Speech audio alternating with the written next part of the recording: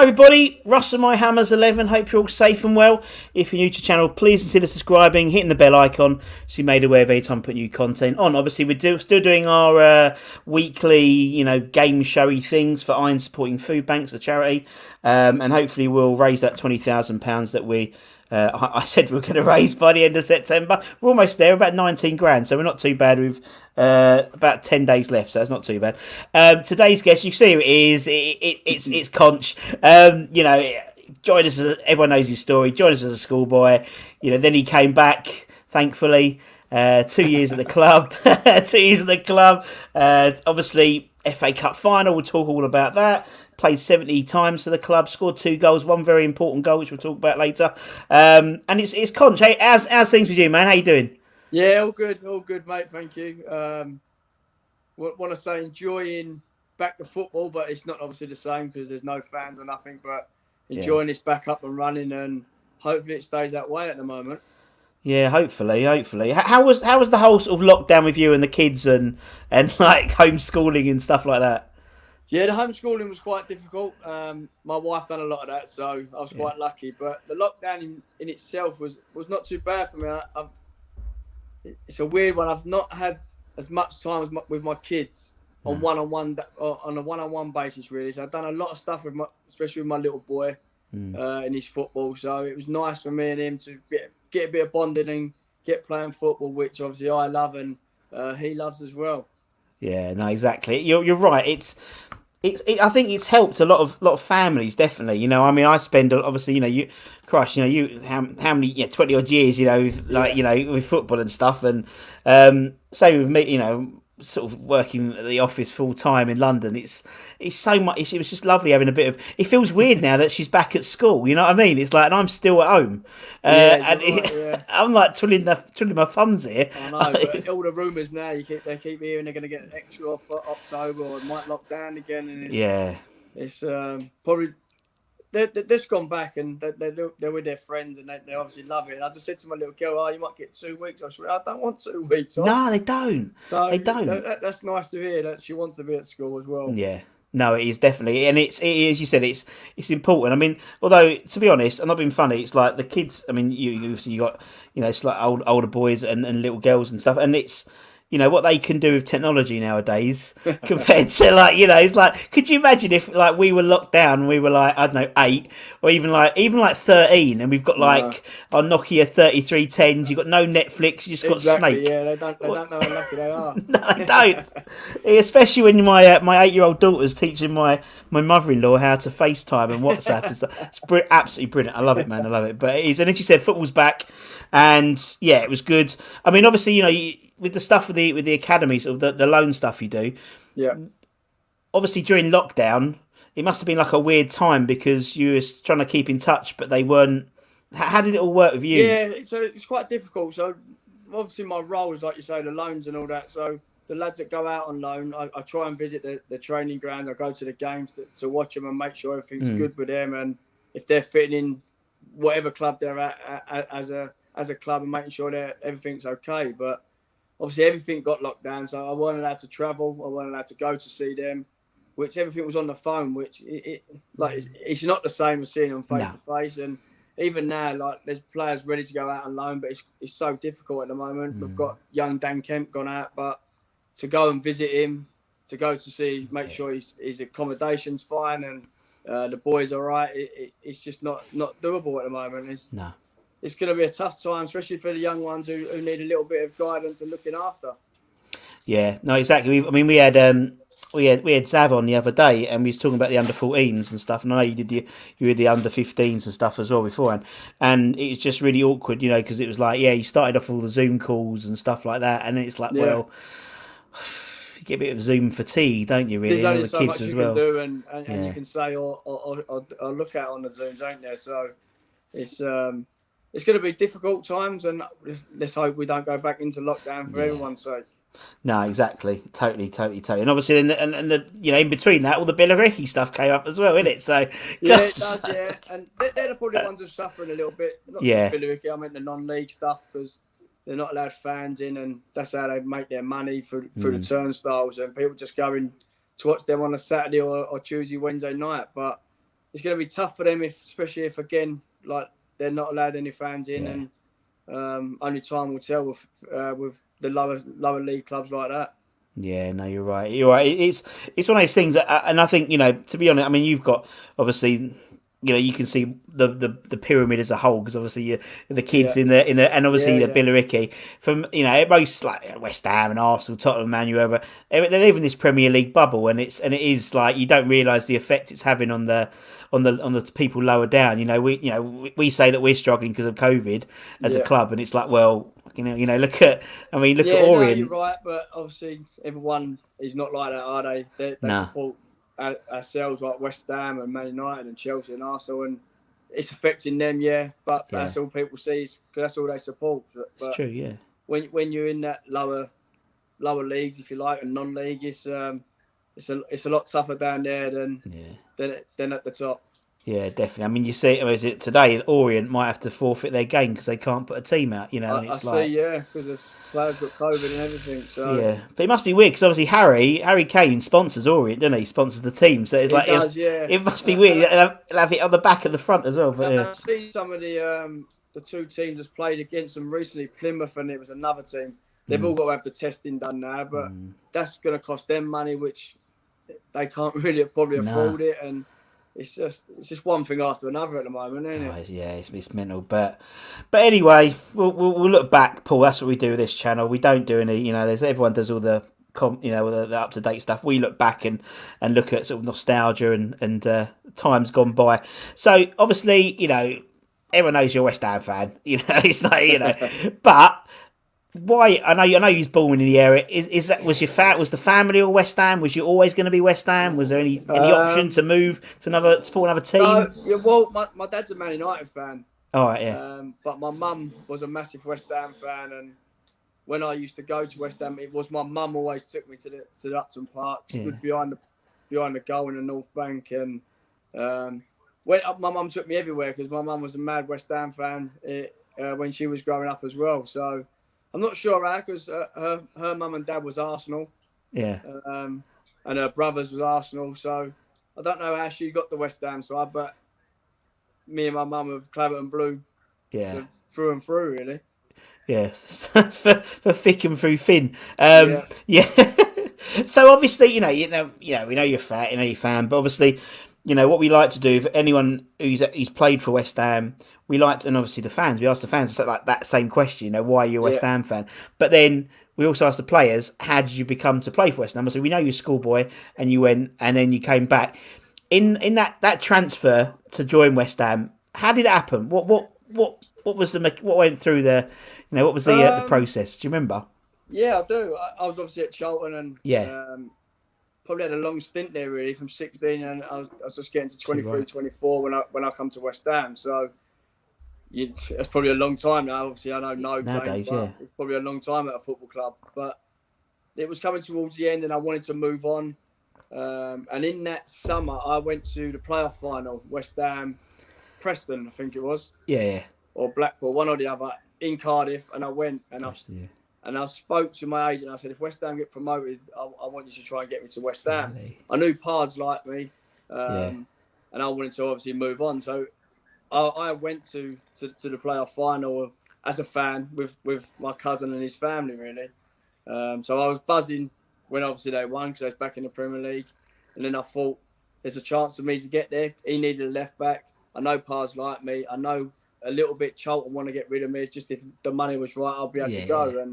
And so all summer I was desperate. That's the only club and move I wanted to make. Yeah. Remember, I was in America and I got a whiff that it might happen. I was away with the family, but straight away I got on the plane to come back, and it didn't happen 2 weeks after I come back. So I could have stayed on my holiday, but I was really desperate for it to happen, and I wanted to make sure I was here just in case I had to have a medical. Yeah, totally. And obviously, you said, I mean, that's the thing. It's like, there was never any other club. As you said, it's like, what's it like being? Obviously, there's a few West Ham fans who have become obviously Nose famously, and obviously Cotty and people like that. What's it like to play for your club? Because obviously from a professional perspective, you're in the Premier League now, which is great. But but in terms of from the heart, playing for your boyhood club must be like. Yeah, I think when you grow up, and my boy probably be the same. They all want to be Yeah, football players, and I was no different. I wanted to be a footballer, and I was lucky enough to do it. But to play for the club that you support as a kid, used to go and watch as a kid, and then end up going to that team, it's like a dream come true. And yeah, you don't you don't never want to leave that club, if you know what I mean. You want to start there, you want to end there, and you want to be there for the rest of your life, because that's your club, and that's my club, and that's where I wanted to be. yeah. And obviously, you got in the right, sort of that resurgence, wasn't it? Because you said we got promoted. Obviously, the year before we didn't win, and we're back. But then that year we went up. It was Preston we beat, and Yeah, then obviously we were in the Premier League, and with Pards, with a young, exciting squad. It was a great time to come in, and obviously, then we got back to Cardiff at the end of the game. We get it again. It was at Cardiff again at the end of the season with the FA we Cup was, final, yeah, it and was, yeah. and again that must have been for you, for a fan, just like awesome. Growing up, FA Yeah, I Cup's think, obviously like I your said, thing. playing for your club you support is one thing.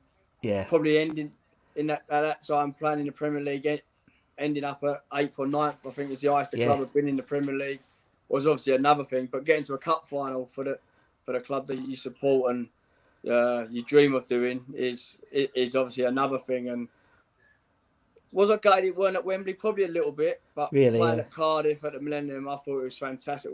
It's a yeah, fantastic stadium, a massive, great day out for me and obviously my family, and obviously the result didn't help, but everything leading up to it was unbelievable. yeah.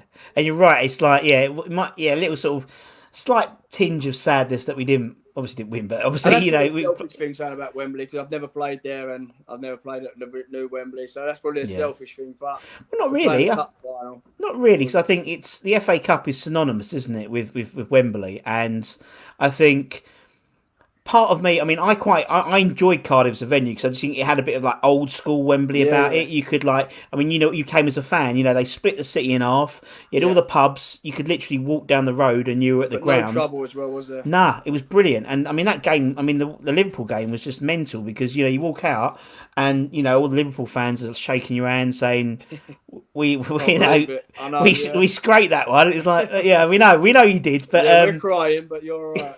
yeah, it doesn't matter if you took it as a moral victory, you still won Yeah, the FA Cup. yeah, Yeah, exactly, but exactly. it was an awesome. But everyone looks back at that sort of that 2006 final as being like one of the best ever, particularly in the modern era. And Yeah, it's great that West Ham played more than their part in it. I mean, to be honest, I think we all turned up.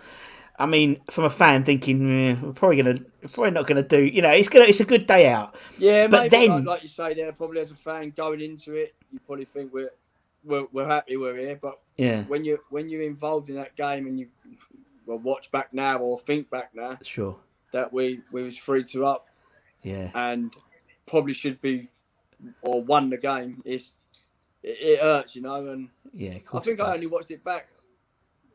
It might have been in lockdown. I think it was on in Probably, yeah, lockdown. yeah, yeah. That's the first time I've really sat down and watched it back, because the pain knowing that we lost, and obviously I missed the penalty, and to lose that way, it was horrible. Yeah, yeah. No, it was. It was. I can't remember who I interviewed. It might have been Nigel, or it might have been Anton. Someone hasn't watched it Yeah, back because of the probably pain. Anton. I think Anton. Probably, I think it was Anton. He took it Yeah, really badly. Because obviously, being a fan, same as yourself, yeah, really. But I mean, it was just one of those things, wasn't it? It was a typical West Ham thing. I mean, you're a fan as well. You've lived the West Ham way for like God knows, yeah. like I 40, almost remember going 40 to the years. semi-final at Villa Park when we lost Yeah, to Forest. I think yeah, 4-1 when yeah, Tony yeah. Gale got sent off. I was only a young kid, and I was on a man's shoulders. They were just singing and dancing, and obviously knew we lost. And that was probably the closest in my time Me that too. we've Yeah. got to the final, other than getting to the final when I obviously played in it. Yeah, no, it was, and obviously, and we went through. I mean, everyone probably asked the question, Conch. Did it's coming? Um, was it a shot? Was it a cross? You know, The more I look at it now, I probably could get away with saying it was a shot, but on the nowadays you day, could, yeah, on the definitely, day it was like I obviously run down the line and I just wanted to yeah, put it in the box, yeah, but I obviously caught it different. And Rainer obviously thought I was going to cross it as well, but he ended up in the top corner. And at the time, I thought it was like really close to the end. Like, I thought it was like 85, 86 minutes, but it was nowhere near.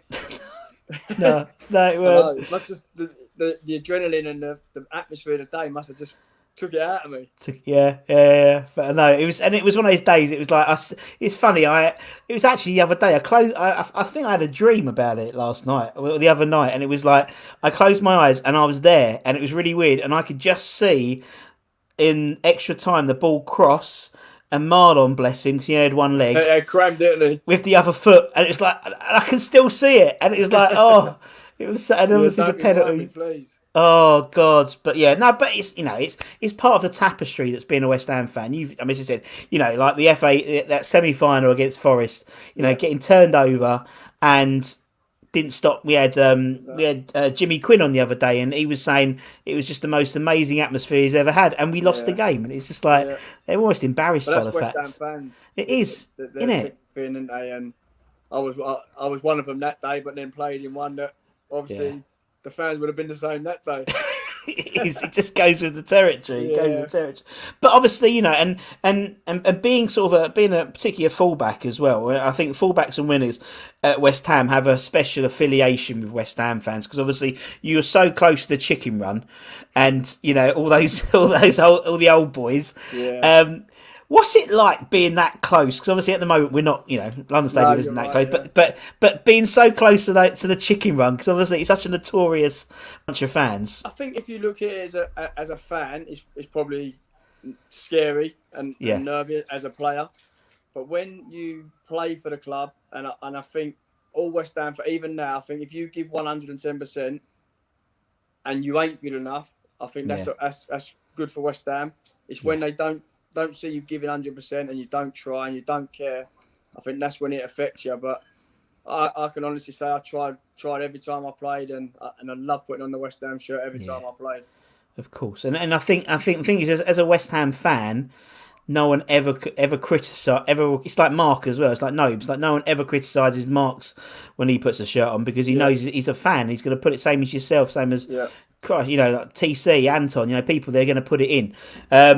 And obviously that group of people, it was quite an eclectic group of people, really. Your squad that time. Obviously, you had the youngsters, you had people like Yossi, you had some real sort of characters. What was the dressing? Node was a baby when he played. He was, just 17, and he was on loan. He come back, he come on against Tottenham, I remember, and from then on, he was probably in the first team. He was, I think he was the youngest. He was the little one, really. He was. I think he's the young. I think he's still the youngest ever player to turn out for the reserve team. I think he was like 15 or something like that. 15 and a couple. Someone will say if I'm wrong in the comments because they always do. But I mean, obviously you got you had like Gabadon, and you had like Anton, and you had Harewood, and it must have been quite a fun dressing room. That's what I can say. It must be quite interesting. Really good, and I think our team spirit and our togetherness, I think, especially in the first year, was really good. Like you've just mentioned the players there, but on and off the pitch, we used to do things off the pitch as well as just at the training ground. So we was a close knit, and like you say, was quite young as well. So it was a good club all round. Yeah, it was. Yeah, no. Well, at that time, and obviously the year after, I mean, McCartney came in, and you and him were jostling for the left back position, and then obviously the Great Escape, and again that it's funny. I was interviewing Nigel Riacoca, and literally every year something happened. He had like two playoffs, FA Cup final, and the Great Escape. I mean, the Great Escape. I mean, as a player. What's it like going into that knowing being around the club like that last game? You must be absolutely crapping yourself, to be honest. Like, it was quite difficult for me because obviously when the new manager came in, he let me go from Charlton, so my day was numbered really a little bit, if you like. But training every day in the club with the boys and. Obviously it's not nice. You're fighting for relegation, knowing you're go into the last one or two games. If you win, you stay up, and the preparation's all on the 11ers playing, and And to be fair, they all give their all. And if I tell the truth, I think we deserved it, and I think we had a great team and a great team spirit, and I think that's what got us out of it in the end. And I think that proved just with a little bit of class as well with people like Carlos when he came in. Yeah. What was it like? I mean, we've interviewed. I'm thinking about it just now. We've interviewed quite a few people around this time. We've had even Johnny Pansil, God bless him. Yeah, he's a crazy man. I loved him. Absolutely love him. He's such a lovely bloke. What was it like turning up and this is Chad O'Keefe and Carlos Tevez and Mascherano are here, and it's like what? Like when did that happen? It was probably for the fans as well. It was a weird one.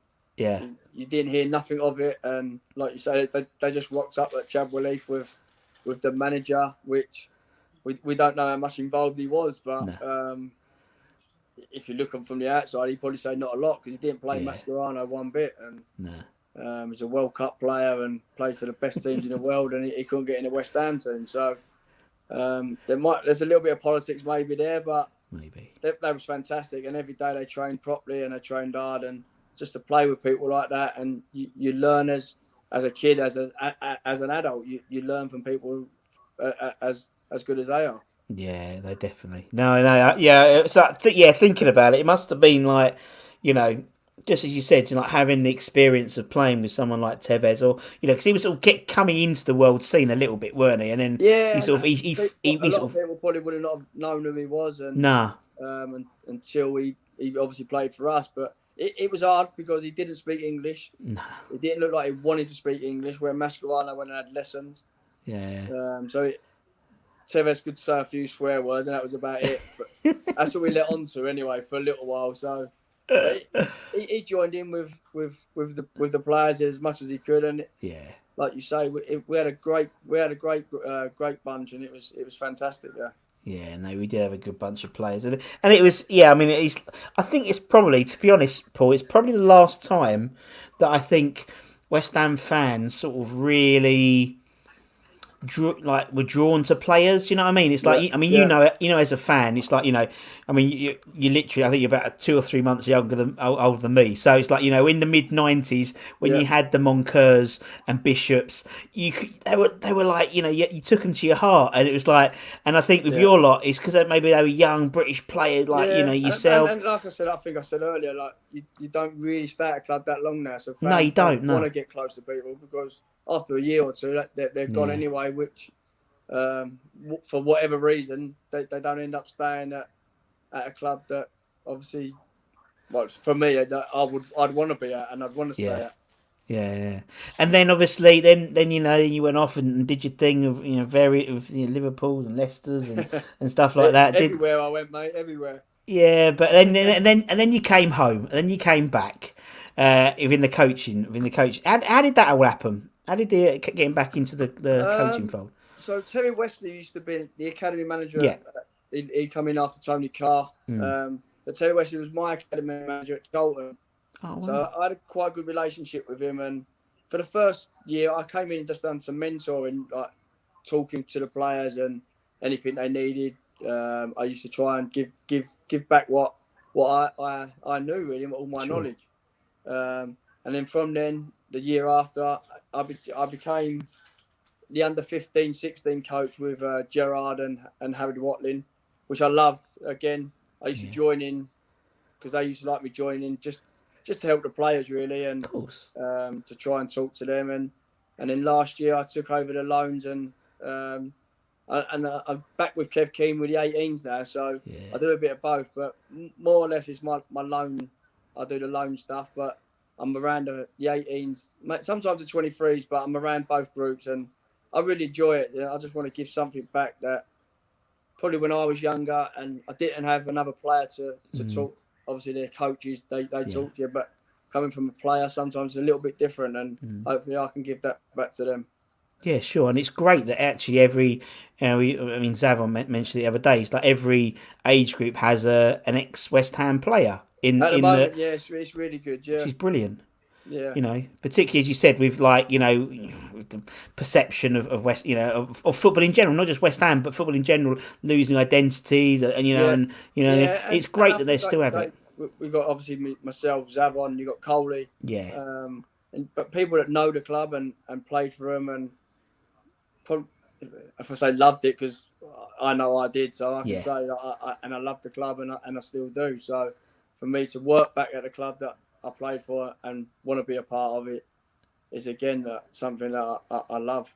yeah, no, totally, and it's great, you're still on the, you know, said with with Kev, we've had Kev on as well. We've had quite a few. You've done quite well Yeah, actually with our coach and everything. yeah, They get Coley on next, but yeah, yeah. Kev's fantastic, he's a great lad. yeah, and he's obviously worked at the top as well, and he's someone that I can learn from, and Yeah. hopefully we'll learn from him and go on to do some stuff that Kev's done.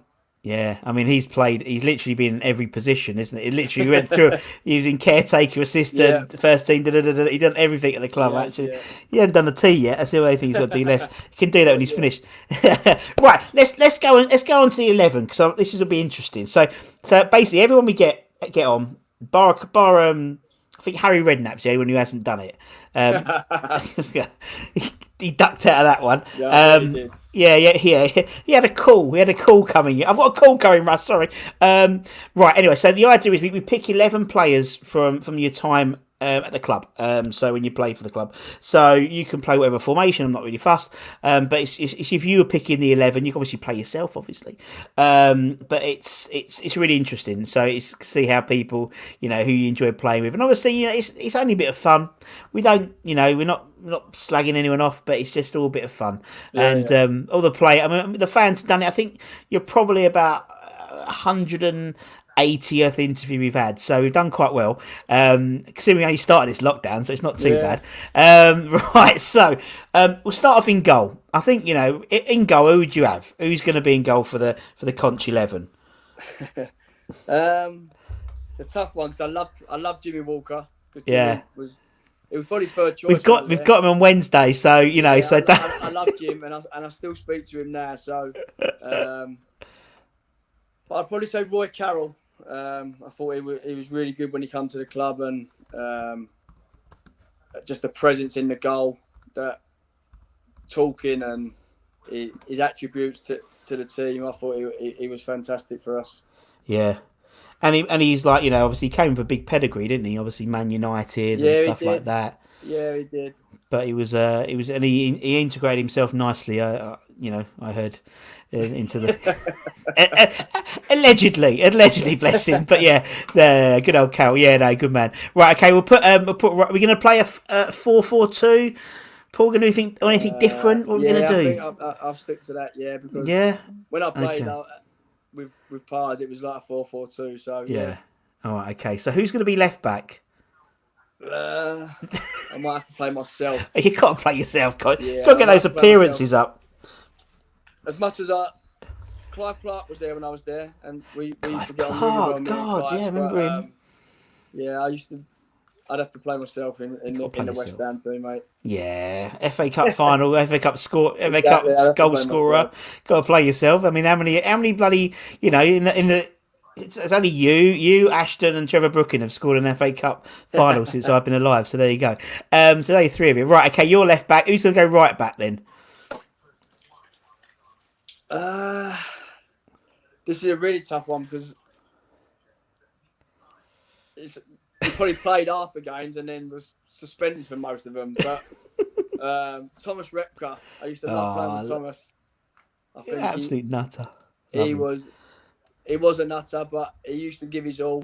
Loved he passionate boy, and he used to try his hardest in everything he done. And I think you could rely on him if you needed him, and he just give his all every day in training, every day when he played. He tried his hardest in that West Ham shirt. Yeah, no, and what was he like off the pitch? Was he as? I mean, obviously now he's probably more famous for not playing football than he is for playing football. Bless him.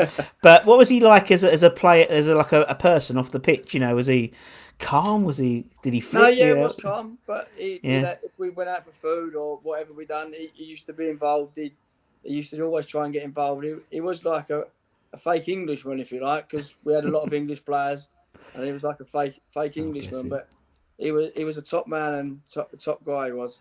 Yeah. All right. Thomas, Super Tommy's in. Right. Okay. Centre back. So who's going to be your first centre back? Danny Gabidon. Oh, Gabs.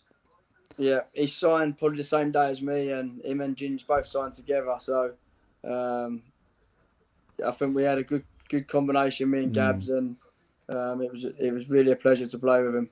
Yeah, and obviously, the one thing if we do go back to lockdown is we'll get more Gabs's DJ sets on his Instagram, in his roof, in his loft. So so small mercies, But good old Gabs, bless him. Right, okay, who's going to partner Gabs in the centre then?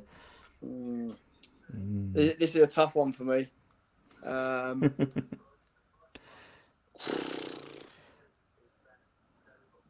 probably say Ginge. Yeah. Yeah. I think everyone knows Ginge. He's heart and soul into everything he does. Love the tackle, love the header, blocks. You name it, Ginge done it. So I'd have to play with Ginge. Yeah, no, it makes perfect sense, yeah. And, he's someone I think would be nice to get around the club as well. You know what I mean? Just because he's really, he's still a local lad, isn't he? So. At the moment. I think he's got a few soccer schools going on. But, yes. Yeah, he's an idol. West Ham love him. The fans love him. So yeah. I think if he wanted to, maybe he could. Yeah, no, I think so. I'd like to see him. I think everyone. I think he's one of those players. It's quite funny, Ginger's. He's like one of those guys who's like, he just. As a fan, he left and came back, and I don't remember him. It's really weird. I don't remember his first stint as much as his second stint, because he came back as like a more rugged, more sort of West Ham defender. Yeah, on the same day. Yeah, he was proper red, like proper ginger, and then then he come back with nowhere. So I don't know what happened. He must have got a bit of stress, Ginge, but he was the same no matter what. I say, he wanted to block it. He wanted to defend. He loved defending, and I think that's what you want to see out there. Yeah, it must be good for you, like for a fullback like yourself. When you've got a player like Ginge, who knows going to put his. It gives you a little more license to go forward because you've got some. You've got some sort of cover in the back, innit? And so, particularly with it's like with the goalkeeper. It's like if you're happy with the goalkeeper, then defence is happier. Like obviously, unfortunately, last. And I think we just had a good connection. I think especially me, Gabs, and Ginge, and obviously Roy. We got on really well, and like you say, if you trust each other, then you've got a good thing going on. Definitely. Right, okay, let's go into midfield. Left midfield. Yeah, I think we played really well together for the 2 years I was there, and it was a privilege to have in front of me Matthew Everton. Yeah, lovely bloke. I love playing with Matty, and I think we had a good connection down the left hand side. We both on the same wavelength, if you like, knew what each other good things were, bad things were, and had to help each other. So he was someone I really enjoyed playing with. Yeah, definitely. And he picked you in his team, so that's all right. Otherwise there'd be problems. But no, he's a top guy. And I think it's all about it's something I didn't really think about. But obviously we've interviewed lots of wingers as well, and it's that connection between the your left back and left wing and right back and right wing. Yeah. It's having that sort of ability to overlap, and obviously you bomb down the wing and just knowing where he's going to be at this time, and how we can get crosses in the box with the forwards, and little things. But he was someone that I really got on well with and liked playing with him. Yeah, good shout. Okay, let's go the other wing on the right wing. Who are you going to have in the right midfield position then? Probably playing him out of position a little bit, but Yossi Benayoun. Oh, good old Yossi. Yeah, little wizard. Fantastic guy. Top man, and obviously a fantastic player. Yeah. I remember the goal, I think it was against Villa, when he winked, jinked and jeeved and chipped the keeper. I still remember it now, and just he could do that every day in training. He just turned it on when he wanted to, really. Yeah, and and apparently, I think Matty said he wasn't shy of a tackle. He liked to get involved a bit, which surprised me because I always saw him as like a bit like Matty, really. Sort of But a win. he did have that little aggressiveness, but I Yeah, think maybe because he always got kicked, so he had to get that. possibly. But Yeah, he on and off the pitch, he's a great guy and really quiet, but you wouldn't know that when he was on the yeah. pitch. Oh, good man. Right. Okay. Let's go centre midfields then. Who are we going to play in the centre? Who's your first centre midfielder? I'm going to go for. I don't think he gets enough credit. Hayden Mullins. Oh no, definitely. Do you know what's Um, funny about Hayden Mullins as a player? He is the modern day version of Peter Butler, in that basically everyone of your era puts Mullins in, but in terms of the players, but the fans don't. Same as Pete Butler. Pete Butler, like Martin Allen, Keano, they all put him in, and it's because he just does so much for the team. You know, he no one does, yeah, you're sees right, that. and people like that don't get enough credit. Like you say, No. they don't get enough credit. But I think real football people see what Yeah. he brings to the team, and Hayden was one of them players that, like I say, didn't get a lot of credit, but we as a team and a squad knew what he would bring to the team. And maybe in the cup final we missed him a little bit. You I look think back he did. now, Yeah. and he was suspended, and maybe if he plays, you don't know. But Nah. he's just one of them players that he didn't get enough credit. No, he did, and you're right. It's a sliding doors moment, isn't it? But that's what West Ham fans live for. You know, that what would have been, Yeah, what of would have course, been, and of what would have course, been. yeah. But I think you're right. I think him getting suspended and Louis Garcia getting suspended for Liverpool. Louis Garcia wasn't as integral as Mullins was Of for course, us. no. If And Liverpool so, had bigger players, if you yeah, like, at the that's time, Steve there's some to be Gerrard. bigger players. But Yeah, yeah, Hayden, he was missed, and when he didn't play, I think you could tell he was missed in the team. yeah, no, definitely. I think when we interviewed like Luke Chadwick, he had to put him right back just to get him into the Get team. him You know in what I the mean? team, It's yeah. like, yeah, but yeah, God bless. Okay, right, who's going to partner Hayden in the midfield then? Paul. I'm gonna go Nigel Yep. Reo-Coker, captain when I was there. I think he led by example. He was only young, but he was a good captain on and off the pitch. Whatever you needed, he would do, and he led properly on the pitch in the ways of you'd want your captain, and Yeah. you'd want to be led by someone like him. And obviously he was. I mean, yeah, he was a relative. As you said, he was a young captain for us. And you know, we interviewed him. He said, yeah, it was quite hard, really, thinking about it in retrospect. You know, I was talking to more senior players and Yeah. telling them what to do. No, But you're right. Yeah, but I suppose there's parallels. I mean, you know, not being funny. Deck's only Yeah, you're right, yeah. now, and so it's. I think Yeah. if you I think today's day and age is probably a bit different. Just yeah. I think so anyway. But I think with Nige, he was so young, and I don't know. You had people like Sheringham, you had people like Tevez when he come. Yeah. That's what he probably means. People like that trying to tell That's them. what I mean, yeah. But he was good. He led by example, and he tried every game he played, and I think he tried to lead. And most West Ham fans would say he give 100% all the time. And Yeah. and I loved being with him, and he was a good lad.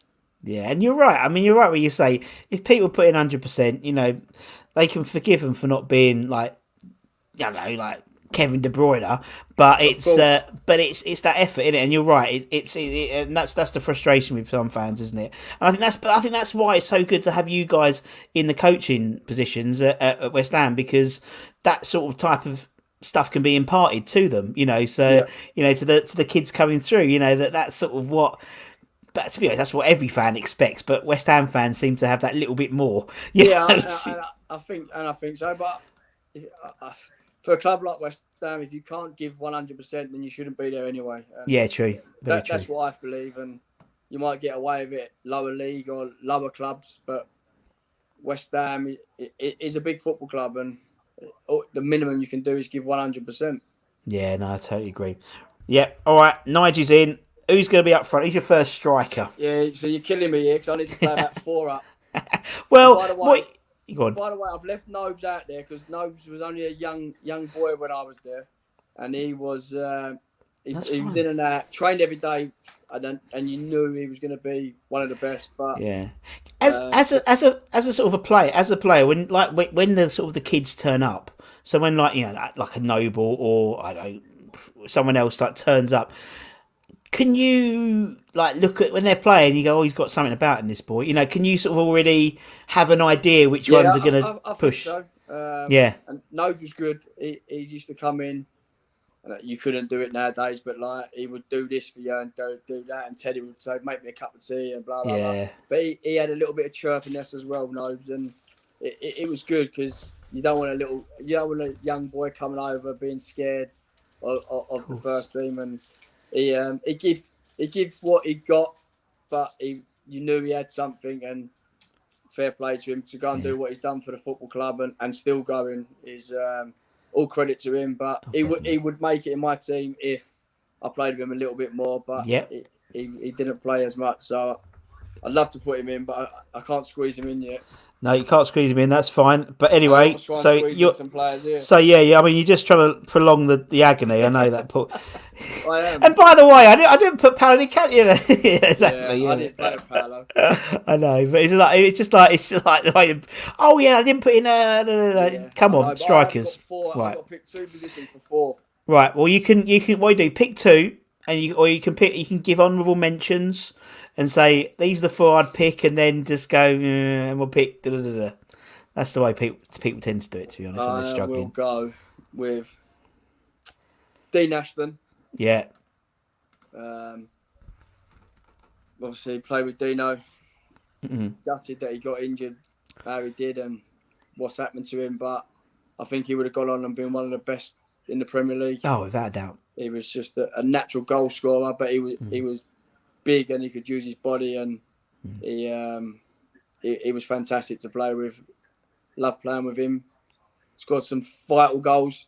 I think one at Man City in the cup. Yeah. In the quarter-final, I think it was. He went and scored there when he chopped onto his left and put it in the goal. Yeah. Fantastic. But yeah, Dino would be there, and I will go with. Oh dear, I can see the agony in your face, Paul. I'll probably go with Tevez. Yeah, but I'm gutted really because I hate leaving Bobby Zamora out because I love playing with Bob. I played with him so many clubs and I love playing with him. He's probably up there with one of the best as well with what I played with. Like Dino, he can hold the ball up. He's strong. He's powerful.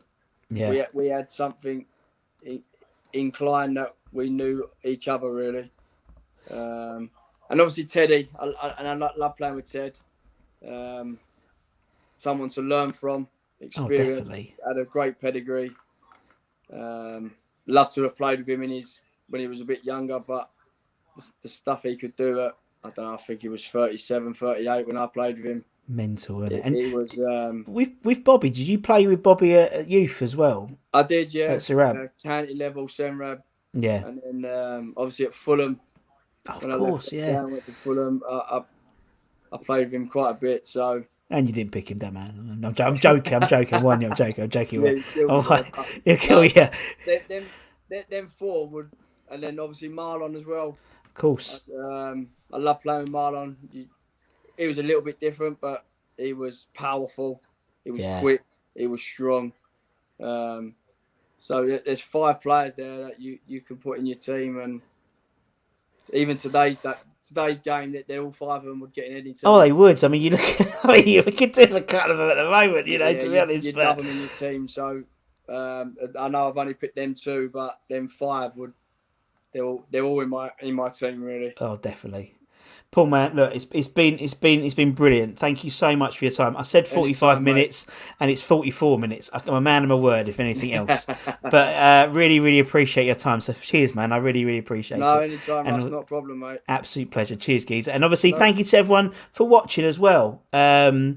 Like, if you're watching it on YouTube, or if you're going to be listening to it on Spotify and Apple stuff, wherever it is, share.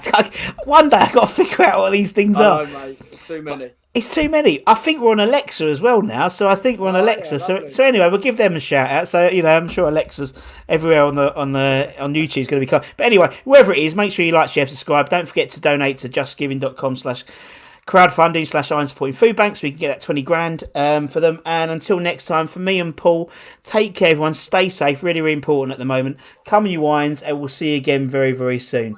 Take care, everyone. Mate.